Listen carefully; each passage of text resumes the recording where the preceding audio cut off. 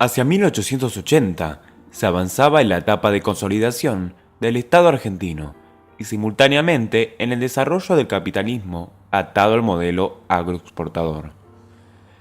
Las redes ferroviarias continuaban ampliándose hacia las zonas productivas y se expandía la actividad colonizadora.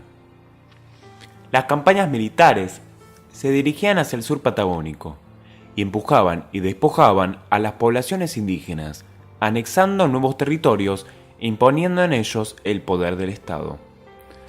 Los flujos de migrantes sumaban población y mano de obra, mientras que la educación pública alfabetizaba e instalaba el castellano como lengua común. Entre las clases terratenientes y los sectores exportadores, el progreso que les proporcionaba el intercambio con los mercados externos garantizaba su situación de clases dominantes y, como tales, lograban encaminar a su favor las políticas del Estado, desde las esferas mismas de la Presidencia de la Nación. Paz y administración. El lema del presidente Julio Argentino Roca se reflejaba fielmente en las políticas del Estado.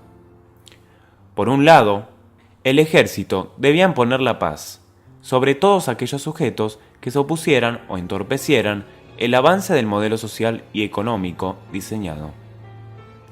Por otro, desde una perspectiva liberal, para que las relaciones de producción capitalistas se desenvolviesen de manera adecuada, el Estado debía limitarse a administrar, descartando cualquier idea de transformación o intervención.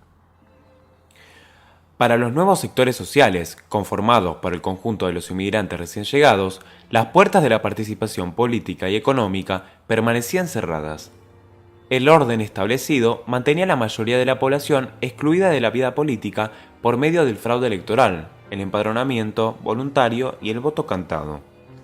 Las principales funciones públicas, incluida la presidencia de la nación, quedaban siempre en manos de un reducido grupo de personas, pertenecientes al seno de los grupos económicos.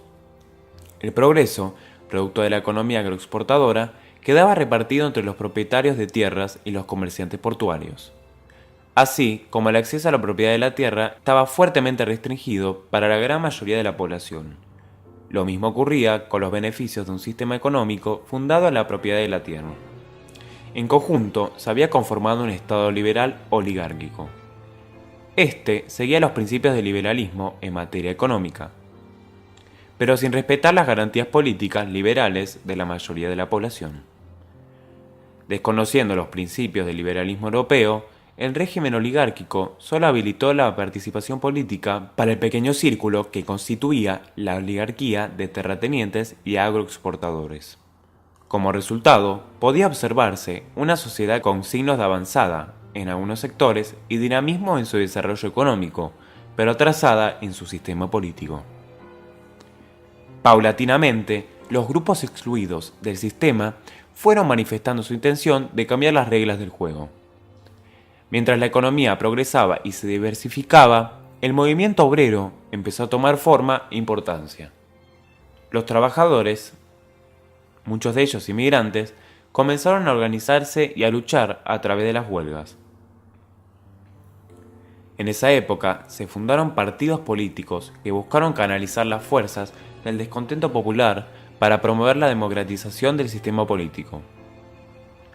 La Unión Cívica Radical y el Partido Socialista, y también los sindicatos organizados y las acciones de los grupos anarquistas, presionaron para incorporar en la agenda del gobierno y por lo tanto del Estado una nueva cuestión social, la reforma política y económica. A comienzos del siglo XX, las relaciones de poder que daban forma a la sociedad y al Estado mostraban algunos signos de cambio. Los trabajadores rurales y urbanos y la clase media, que iban conformando los empleados públicos, bancarios, docentes, pequeños, profesionales, etc., ejercieron suficiente presión como para abrir el juego político. En 1912, bajo la presidencia de Roque Sáenz Peña, se sancionó la ley electoral, que consagró el voto secreto, universal y obligatorio, y puso fin a la práctica del fraude electoral. Con las garantías de la nueva ley, la UCR se presentó a elecciones y logró la presidencia con Hipólito Yrigoyen en 1916. Por primera vez, un partido político de signo no oligárquico accedió al poder. Desde entonces y hasta 1930 se alternaron en la presidencia gobiernos radicales. Sin embargo, de los elementos de la nueva cuestión social, es decir, de la reforma política y económica, el radicalismo consiguió solo democratizar el acceso al poder y abrir el juego político. Los cambios logrados, circunscriptos al terreno político, instauraban un Estado liberal democrático. Todavía el orden establecido desde las instituciones del Estado no alteraba los fundamentos de la economía agroexportadora ni las bases del poder de los grupos dominantes.